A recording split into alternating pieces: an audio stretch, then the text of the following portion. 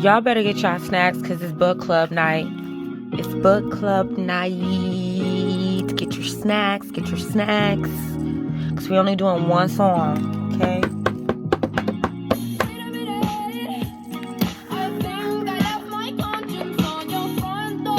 I gotta get my colors together. Give me 1 second. Y'all get y'all snacks now. This is the intermission before we even get started. Girl, you ain't got your shit together? No. But I'm here right now. I love this song. Just sitting in a cloud. Oh, wow. I'm here right now with you. Oh, wow. I don't even care. I'll run my hands through your hair. You wanna run your fingers through mine, but my dread's too thick and that's alright. Hold on, wait a minute. Feel my heart's intention. Hold on, wait a minute. I left my consciousness in the sixth dimension. Left my soul in his vision. Let's go get it. Let's go get it. Some things don't work. Some things are bound to be. Some things they hurt and they tear apart me. You left your diary at my house, and I read those pages. Do you really love me, baby? Some things don't work. Some things are bound to be. Some things they hurt and they tear apart me. But I broke my word, and you are bound to see. I'm picking a color. Get your snacks, you about done. Feel my heart's intention. Hold on, wait a minute. I left my consciousness in the sixth dimension. Left my soul in his vision. Let's go get it. Let's go get it. Some people like to live. Some just trying to get by. Some people like that hurt. Some just rather say. I'm checking the tone of everything so it look right on my nails. That's how I do it. Y'all just don't always see this part of the process.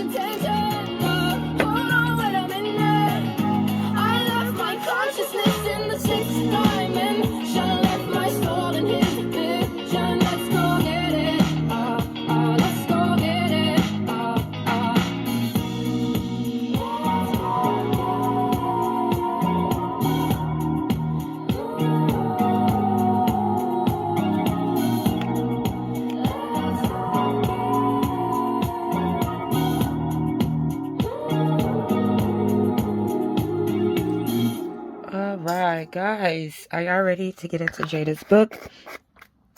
Let me update you while I am picking a setup for my nails. Now, I'm not going to put y'all through all of Jada's words, okay? Shit. She got a lot of words. In chapter 2, basically what she said was, because y'all see I done changed my nails since then. Girl, I had them nails on 4 days and no decorations. And yeah, girl, I was like, you know what? I don't like them by the... I didn't feel like decorating them because I didn't like them by then. I had broke 1 or 2 because they are actually more brittle with nothing on them, believe it or not, than with all the stuff on them. So they just last longer the more crap I have on them. And I didn't have nothing on them because I was waiting to do a video. And then I went out and partied and had life, girl. I had life. So by the time I came back to do these nails for the rest of chapter 2, 3, and 4, I was like, ooh, I done got some stuff in the mail, girl, and I don't know if I like that setup anymore. You feel me? And I didn't know. It's not I don't like the colors. I just want to do something different. So I'm headed towards... Let me make sure y'all can see this before we get started. I created this aubergine, which I'm calling Olympia. If you've ever seen Still Magnolias, they be in a locker room and she be asking, Olympia Dukakis is the actress's name. Her and Shirley MacLaine are going through this banter. Weezer and, damn, what was Olympia's name in that movie? Clary. She goes, no one gives a damn about...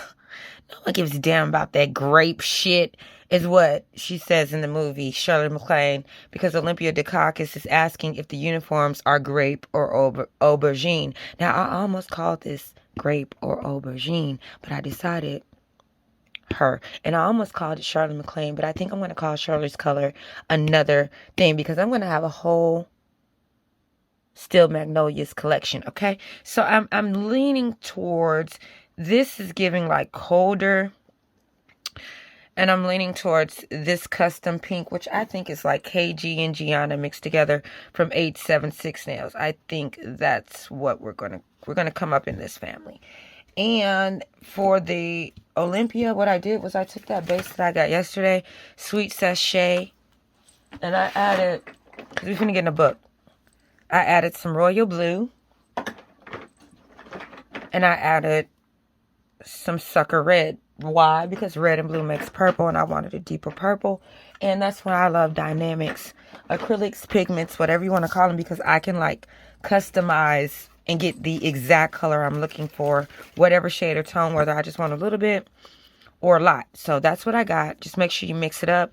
And I like to use dynamic because the colors mix well together, because it's by the same company. Now, their pastels are a little bit chalky, so I did have to do some finagling to get this right. But I did add a tinge of Wednesday from,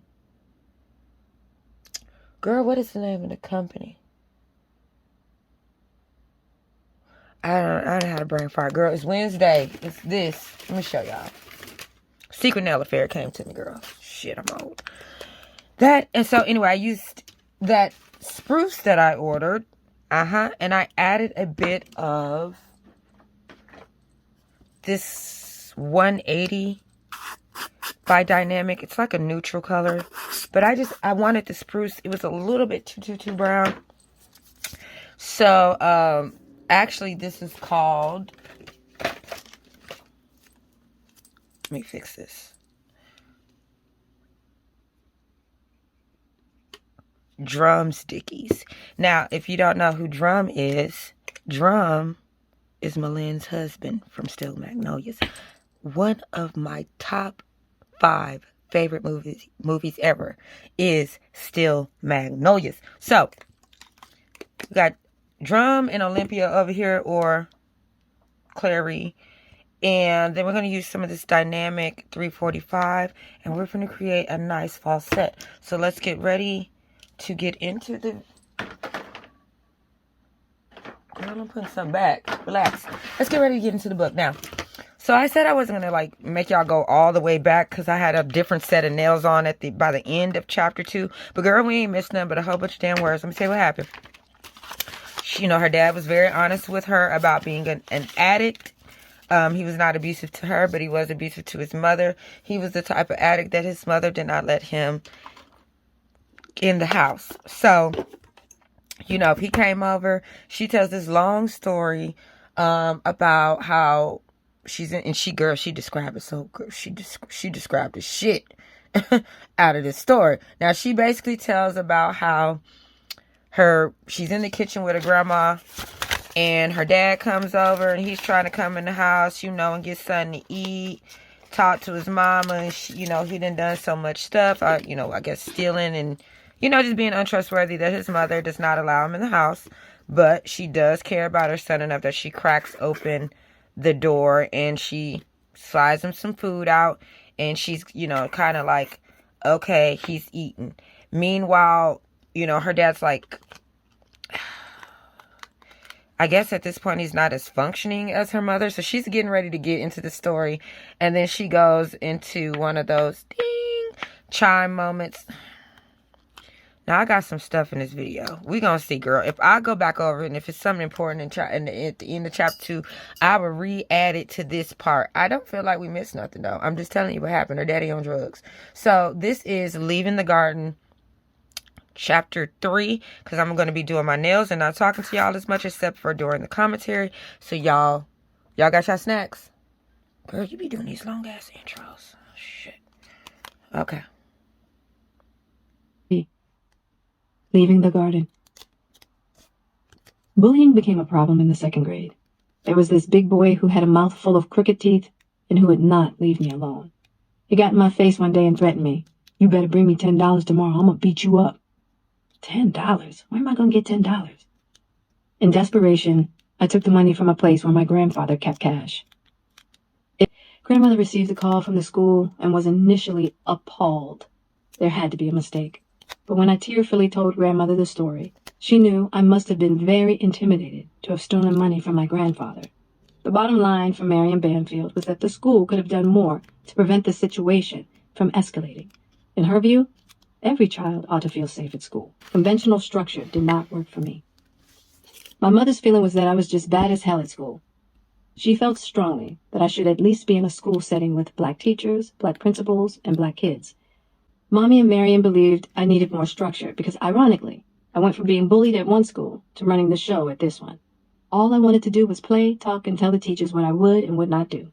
Next, Mommy and Grandmother agreed upon a happy medium, a public school, Mount Washington Elementary, where the faculty and student body were diverse. This school was not too far from Grandmother's neighborhood, and even closer to the welcoming home of Uncle Leslie and Aunt Marcia, and Cousin Tiffany, where I walked every day after school. But as I got older, part of survival made fighting unavoidable, and if anyone wanted to test me, I had no problem meeting the call. I guess it is. A lot of things happened in the summer of 1981. One of them was that my mother had started nursing school. Now that we had moved back in with my grandparents, she made the effort to spend time with me on weekends, spontaneously announcing outings like, "Jada, we're going to the beach." And off to Ocean City we would go. But she didn't leave me hanging. Even if it didn't suit her rule that children should never sleep in bedrooms other than their own, the fact that she made an exception and allowed me to sleep on her beloved chaise was not at all lost on me. It was in this era that grandmother began to weave in reminders about the importance of not depending on a husband or any man as a sole source of support. "Always have your own money," she repeated on a few occasions. "Do not depend on a man for financial security." She was also very frank about the birds and the bees, saying to me as a pre-adolescent, "Know how to pleasure yourself. Oh, Your wait a pleasure minute. belongs to you, Wait a minute. and not to a man." Okay, wait a minute. Perhaps my grand... Literally, wait a minute. I wasn't ready.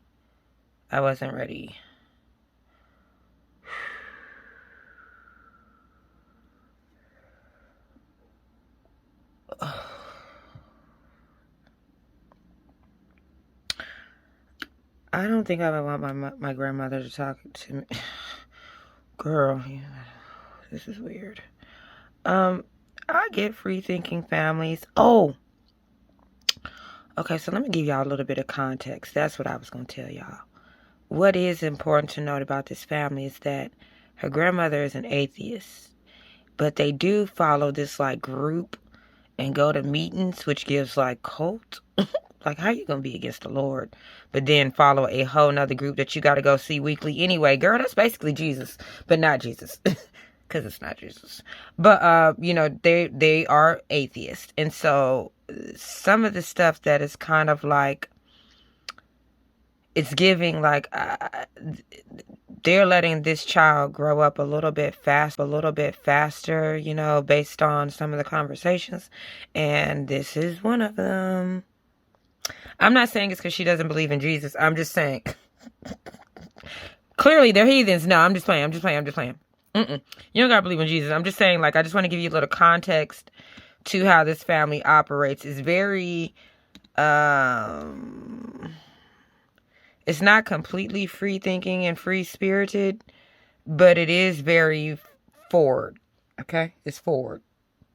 Grandmother was preparing me for a time when she was no longer alive. No one ever said a word to that effect. In my mind, she was going to live forever. Mommy announced, out of the blue, that she was marrying Tony. They'd been dating a while, and now the three of us were going down to the courthouse to make it official. Mommy studied my face to gauge my reaction. I did not hide that I was unhappy. Tony wore my resistance down very quickly, and I will forever be grateful that Mom brought him into our lives. He filled a void without question, and much to my surprise, he was a kindred spirit. Tony was Mr. Go, Go, Go, as much on the move as I always wanted to be. A lawyer who had worked in Tennessee and was studying for the Maryland bar while working as legal aid, Tony really did go every extra mile, no pun intended, to be a positive male presence in our household. With Mom's schedule, It sometimes seemed like Tony was my primary caregiver. The highlight of the week came every Sunday, when we would go have dinner with Tony's mother, Mrs. White, who was... This experience was an object lesson for my later journey as a mother. It taught me that one ought not combat a child's determination. Any child of mine would probably have strong willpower, and when the time came, I made a promise to work for understanding with patience instead of trying to break their resolve. And God gave me not one, but 3 kids with fierce self-determination. Time passed, and all was forgiven. We moved on. Everybody got back to their hustle, and Tony's hustle was strong. Mommy's hustle was extra strong at this time. She became an RN, and though Tony knew, and I didn't really know it yet, a full-blown, high-functioning heroin addict who was holding it all together, punch came in early 1985.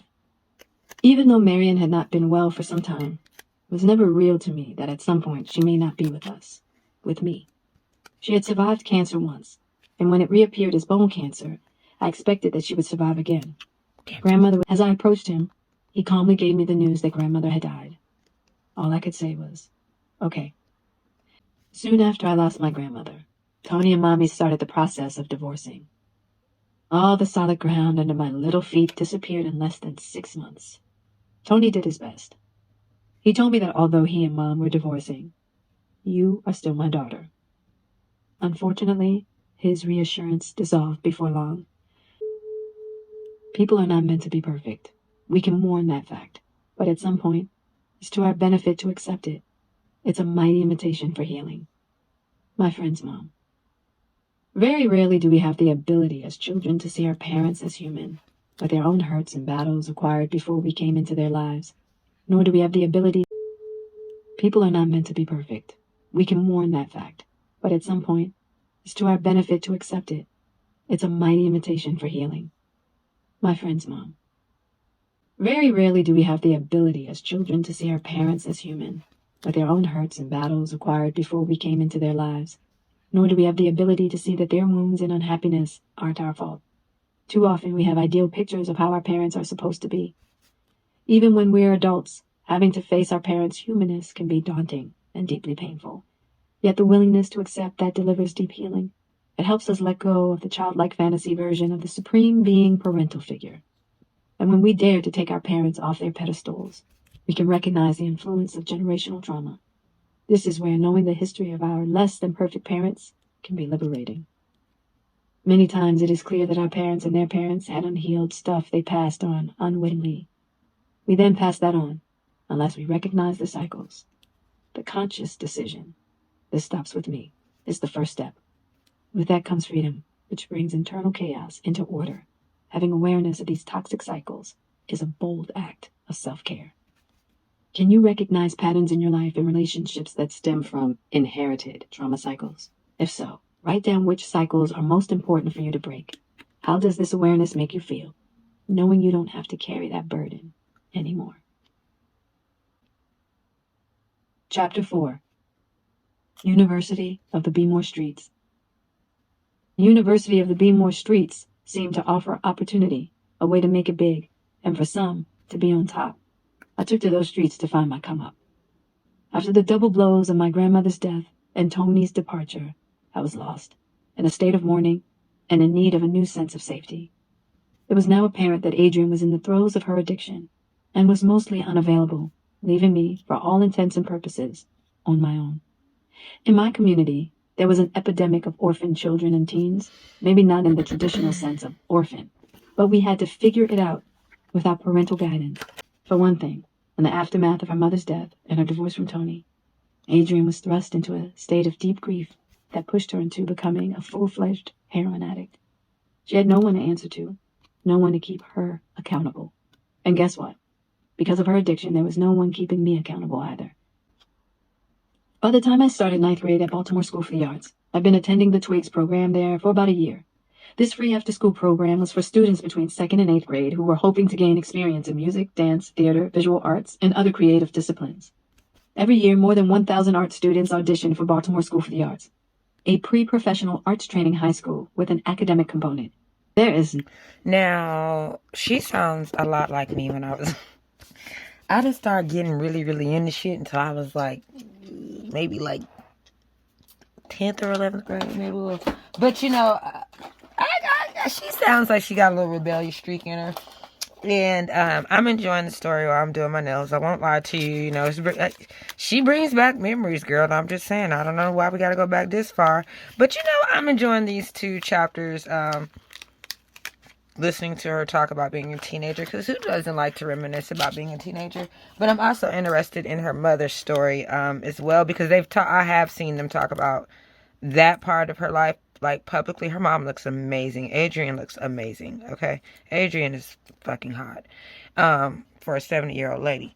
I think she's like 70, 71. Girl, Adrienne look good. Anyway, girl, they be over there talking about Adrienne's story. So I have heard them talk about how she overcame her issue with drugs. And so this is just... I feel like she's not really going into detail yet about her mother's drug use. I don't know if that's Adrienne's story or if she's going to tell the story within her story. I know they've talked about it on Red Table Talk. When I say tell her story, like how, because they've made all of this like kind of fuss about her mother being beautiful and from a good family and yada, yada, yada. Like how she ended up on drugs would be interesting. I get it. Maybe in the 80s, people didn't know what was going to happen with some of the drugs that they got on. So maybe that's her story. I don't know, girl, but we gonna see. It's nothing like walking into a popping club when you are 15, 16 years old, no ID requested, and you feel like you own the spot. It's dark, it's moody, and all kinds of possibilities await. But my focus was the dance floor. And at Club Fantasy, as with other clubs like Signals, Godfrey's, and Odell's, the music was what made it.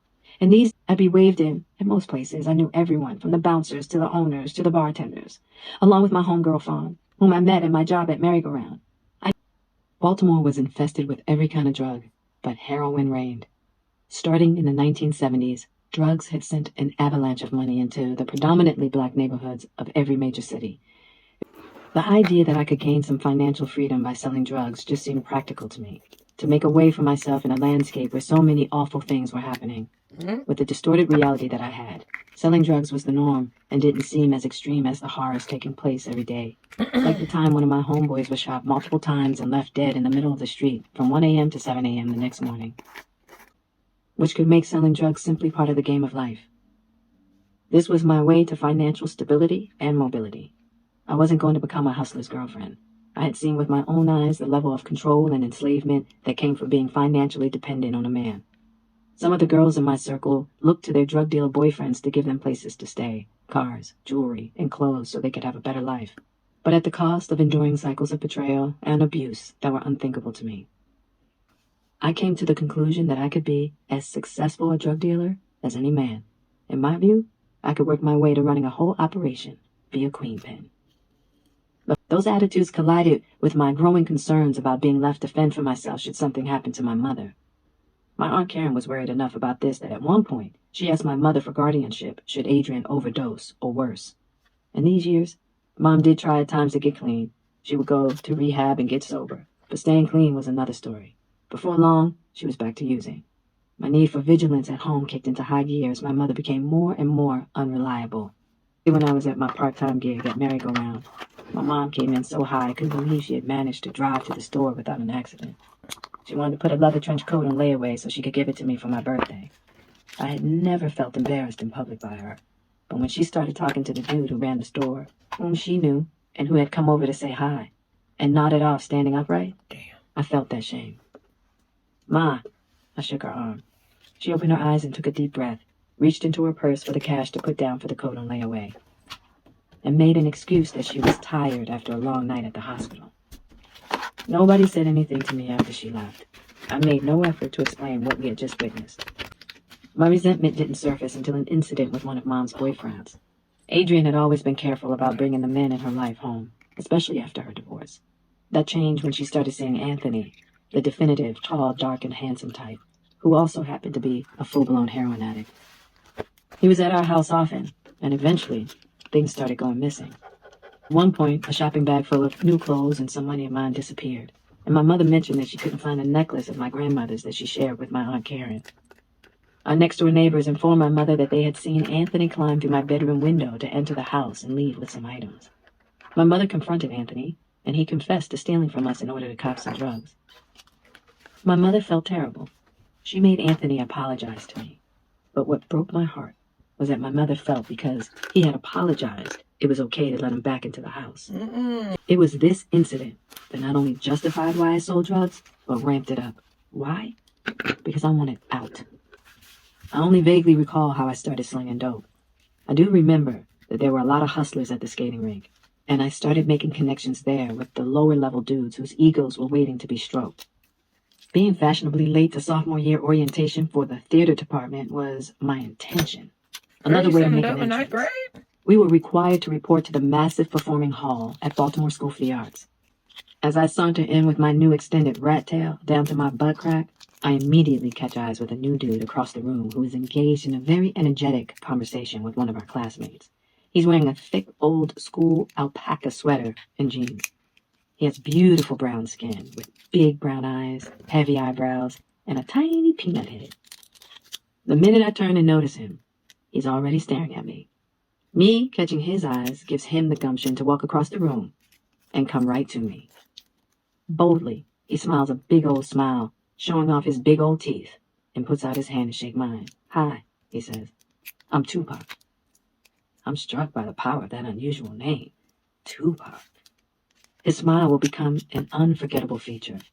1,000,000 watts of white teeth, and his hands feeling strikingly clammy, becoming an ongoing joke between us for the duration of our friendship. The power of his presence lets me know right away that he is something special. "I'm Jada," I smile back. "Nice to meet you, Tupac." "Hi, Jada," he says. From the gate, Pac was an undeniable charismatic who could captivate any room, peanut head or not. He hadn't yet told me his story, or that he was already making moves as a 15-year-old rapper to be the next Rakim, or that he had serious acting chops.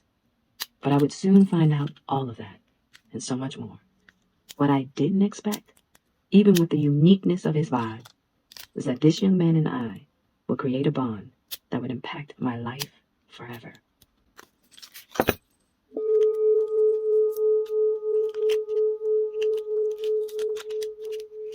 Chaos in the midst of chaos isn't funny, but chaos in the midst of order is. Steve Martin. Many of us who were raised in environments of chaos as children become addicted to that chaos. These cycles of chaos will seem so normal that we won't recognize how we are attracted and make consistent choices that keep us mired in disorder. For many of us, the trappings of chaos seem so familiar, so right, that we can't even recognize the warnings when they make a blaring appearance. Such cycles can mislead us into believing that the adrenaline, the roller coaster ride of emotions, the merry-go-round of pain is living. The truth is, we can't tell up from down when we're on this kind of high, and when we're not, we're miserable. If we're lucky, we hit rock bottom, worn out from the chaotic drama, confusion, and danger we're inviting into our lives. We have a choice, but we must be patient. We have cultivated this way of life for a very, very long time, and for most, we can't change overnight. Sometimes to create that change, it takes surveying the past and identifying the origins of our chaos in order to recognize it in our present circumstances and be willing to take personal responsibility for bringing the past forward. Is there any aspect of your life at the moment that reflects an addiction to chaos? Does part of your life feel unmanageable and out of control? Do you seek the thrill of the roller coaster? It can be so helpful to look at what keeps you hooked on chaos, perhaps as a way to make yourself feel strong and valued for your ability to withstand. When you're willing to name that cause, it loses its power and gives you back yours. Chapter 5. I think that is a great point to stop at. Y'all, I'm actually starting to like the book. Even though she's long-winded, I'm starting to like it. And if y'all give me a second to file these down, I'll be back and I'll give my little synopsis on today's book reading. I wanted to give y'all like a really good meaty chunk of the book, so y'all notice I haven't been talking a lot because I like to like commentate, but I also want y'all to hear the book, you know, as much as you can, like get a real feel for it other than my opinion, you know, because everybody's not the same. It's going to be some people in this club that want to go buy the book and finish it, and I want them to have a chance to hear it, like, kind of without me coming in every 5 seconds with my opinion, like, because sometimes I can be a bit biased and I don't want to influence people too much, or at all, even to not like something that they might actually like if they get a chance to hear it or read it or whatever. So I'm gonna go because I gotta use the e-file, and you won't be able to hear me or her talk anyway, but we were only doing parts, the end of 2 and 3 and 4, and so we just ended chapter 4, and we're going to be on chapter 5 next. So let me go ahead and file these so I can get right back to y'all. 1 second. Bye bye. All I'm really asking for is you. You're mine. I just wanna say you're mine. Fuck what you heard, you're mine. Long as you know who you belong to.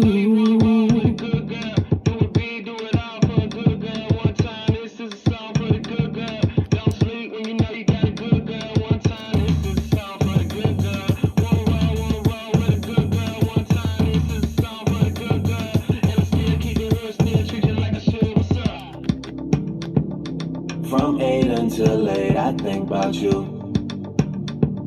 You're on my nights, I don't know what to do. I can't get no rest, can't get no sleep. Yeah, this whole thing got way too deep, and we should stop making a big deal out of the little things. Cause I got big deals and I got little things. I got everything I'm asking for, but you stop making a big deal out of the little things. Let's get carried away. Come right now, you know where I stay. I just wanna say you're mine.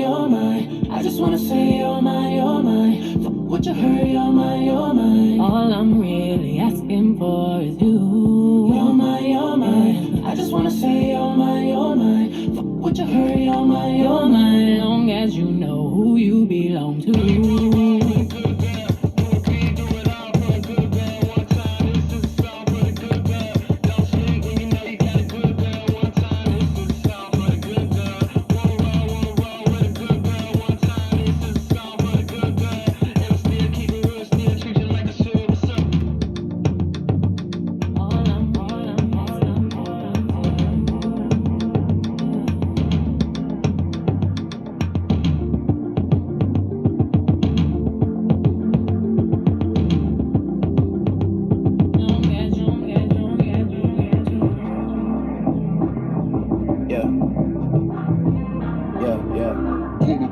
I gotta pull up on you. You gon' make me have to pull up on you. Don't go ghost on me. I'ma go thriller on you. I'ma let my hands do the talking when I see you, baby girl. I miss feeling on you. I miss everything that's real about you, and it's everything about you. That's just how I feel about you. Been about you and I'm still about you, but we ain't finished talking. I told you you don't need to worry about them bitches out on fives. Need to listen when the 10 is talking. Cause they don't wanna see you happier than them. And girl, you swear they are your friends, and that's been the problem. You the one that hate, just come with that. I know you think it's funny that your ex is not a running back, but that nigga can't run him back. You tell me you done with that. And I believe it's true, long as you know who you belong to. I'm hungry for you to please my hips, and don't stop there, prepare to sweat. I'm getting hotter, and you ain't made it here yet, so won't you hurry? Make no haste, cause you're the fruit I long to taste. And just in case I stop before you reach me first, I'm left to die. Can't wait until you come. I can't wait. I can't wait until you come. No, I can't wait until you come over. Can't wait. I can't wait until you come over. Ooh, I've made you wait so patiently.